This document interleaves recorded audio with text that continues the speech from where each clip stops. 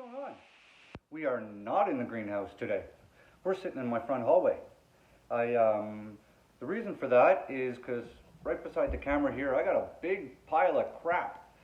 So I figured I'd show you guys what I bought. I went shopping, stuff was on sale, stuff I needed. Let's go over the list, kind of like a gardening prepper haul sort of video. All right. Cool. I'm sitting on the stairs, so I don't have much room here. So we'll show you what we're looking at. So this stuff here,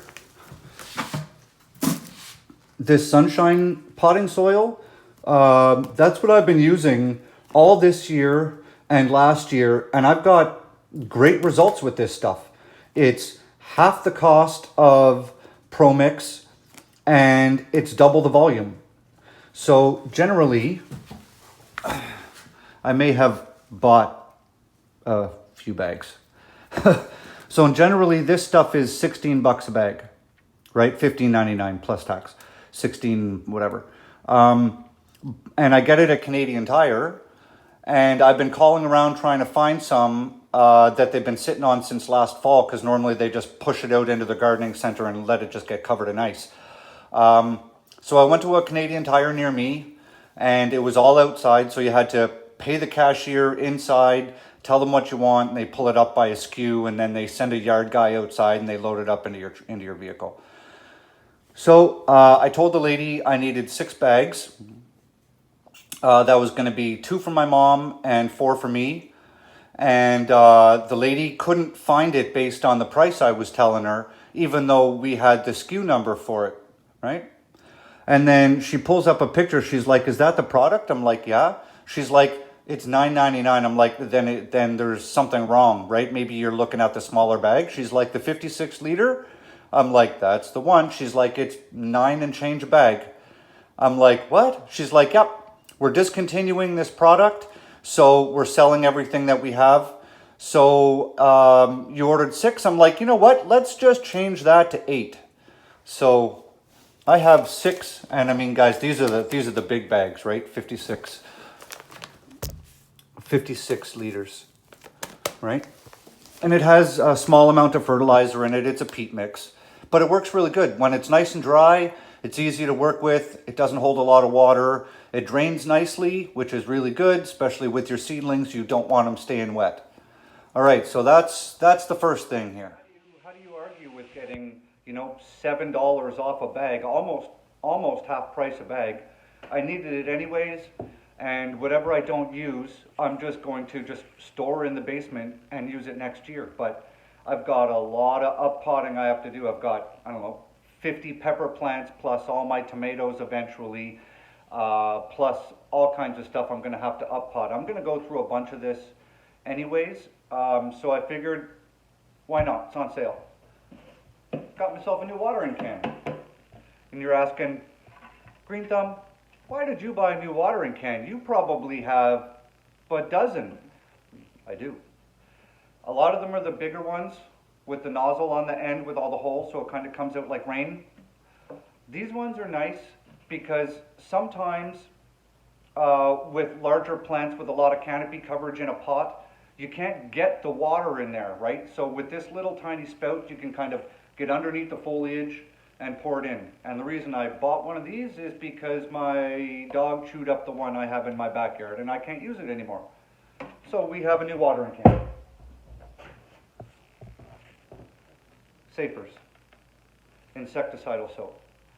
If you guys have spider mites, this is the product that you're going to want to use. You can even spray this on something like basil to treat your spider mites, and then bring it into your kitchen, harvest the basil, bring it into your kitchen, rinse it off, and eat it. It's some sort of potassium salts of fatty acids. That's what's killing your spider mites. And yes, yet again, I have spider mites. After this, I'll do an update video and I'll show you guys what's happened to my pepper plants. They're basically toast. And I've been treating with this stuff, but spider mites, they're a bastard. They hide in all the nooks and crannies, and if you don't actually get the product on them, it doesn't kill them. So I've already burned through a whole bottle of Safer's.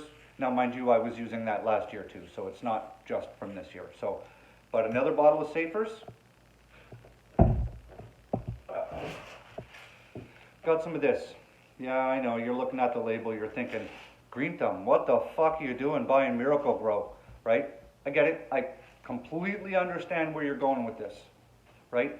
But this organic stuff, look what it has in there right above my finger, right? It's got stuff in it that is absolutely beneficial to my garden, right?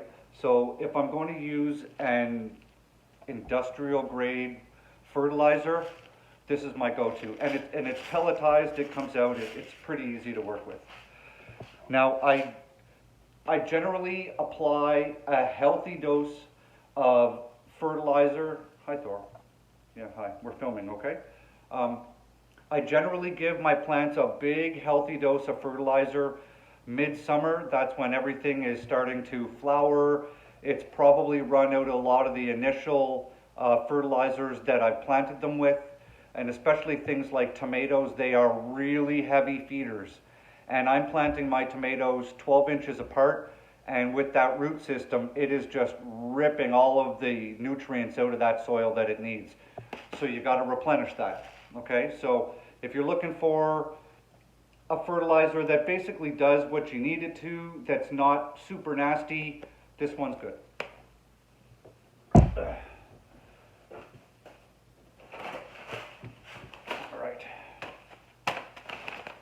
Bone meal, or sorry, blood meal. I've got bone meal over there, right? So, where is it? That's your number of nitrogen in there, right? That's what you're looking for. So that's going to grow all the green stuff on your plants. So, you know, if you've got lots of cucumbers and tomatoes that are still growing like crazy, haven't put out a lot of flowers and anything yet, you're definitely going to want a pretty heavy nitrogen. And so I put blood meal in every hole when I plant all my plants at the beginning of the season. So I'm going to definitely need blood meal. About a bucket of bone meal. The reason I did that is I got almost twice as much, or almost 3 times as much in this bucket as what comes in this bag, right?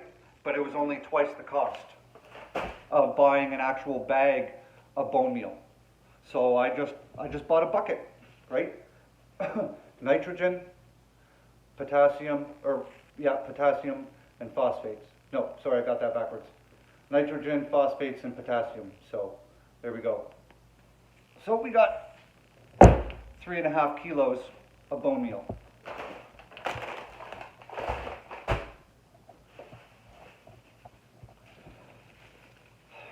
I bought a bag of onion sets.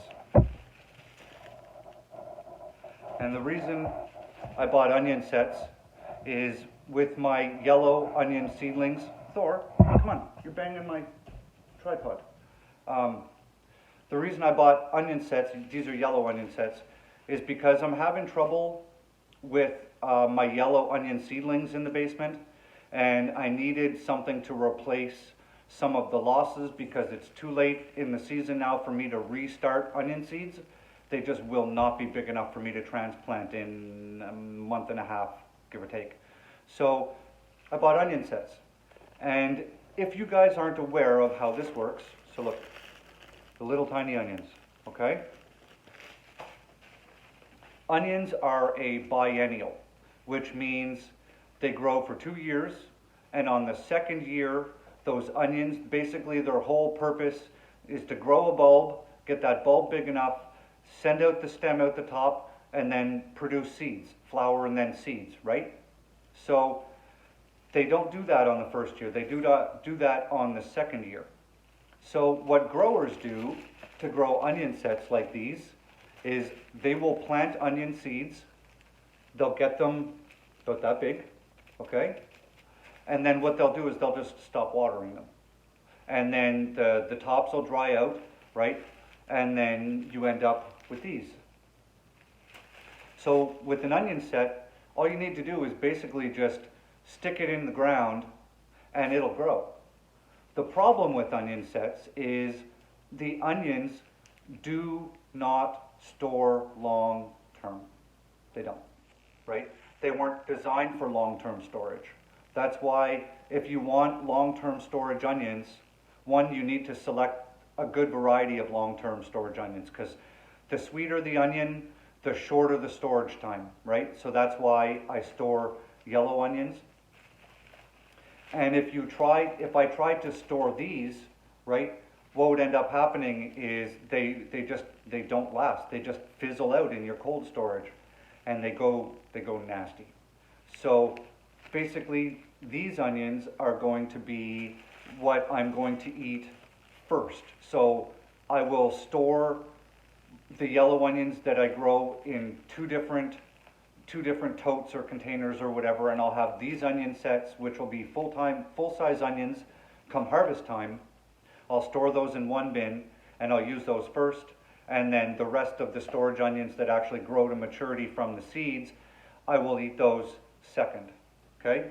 So if you're looking for something they're easy to grow, guys. You literally just take these little things, stick them in the dirt, water them, and just give them hell, right? That's what's nice about onion sets. You're not going to have a lot of failures with these either. They're generally fairly hardy to grow, which is nice. You don't have to mess around with seeds and all the rest of that nonsense, which you do with a first-year onion, right? So if you're just looking for some onions to grow that you can harvest and then eat up fairly quickly, or process down, turn it into onion powder, or freeze them, or dehydrate them, or whatever, this is an okay way to do that, right? It's just absolutely not my preference. This is my safety net fallback, right? 2 is 1 and 1 is none. So onion sets. And then we've got 4 packs of carrot seeds. I went with these ones. The soil where I'm growing, even though I make my own raised beds, and the non-compacted amount of soil is give or take 12 inches, sometimes, because there's a lot of clay where I grow, no matter how much I amend it, there's a ton of clay. So I've been growing there a couple of years, and my carrots definitely have a hard time punching into that hard clay once they break and grow through that lighter, fluffier tilled soil. So, sorry. So these these carrots are specifically grown in harder packed soil. So I'm hoping that by growing these, I will end up with longer carrots, because I process all my carrots down, right? I don't hold on to them. I don't put them in buckets of sand or anything. I process them all down. And let me tell you, when you have about 100 pounds of carrots that you need to process down, and they're all 4 or 5 inches long, and you got to peel all of those, it's monotonous. It sucks, right? So I'm hoping that this year, by growing this variety, and they're nice looking, look at that, right? By growing this variety, I'm going to have longer carrots that's going to make processing easier for me. That makes sense? That makes sense, right? So that's my prepping haul video. All this cost me, I don't even remember. I don't remember what this cost me. I threw the bill away already. I don't even keep those things. So, but yeah. So I'm going to wish you guys all a happy day. It's Saturday. Hope you're having an awesome day. If you're not subscribed, you really should hit that button, because we're going to be doing some awesome stuff this summertime. I'm going to teach you some stuff. Maybe you can teach me some stuff in the comments. I love interacting with my subscribers. And I'm going to go right down to my basement, and I'm going to start working on stuff in there. So expect a whole bunch of videos coming out in the next couple of days. We got a bunch of stuff going on. All right? So leave me a comment in here, and let me know if you guys are growing onion sets and if you prefer to do that. And let me know why, you know. It'll help other people kind of wrap their heads around maybe if they want to start from seed next year, or go out and buy some onion sets for this year. So, okay? Have an awesome day. I'll see you later. Bye.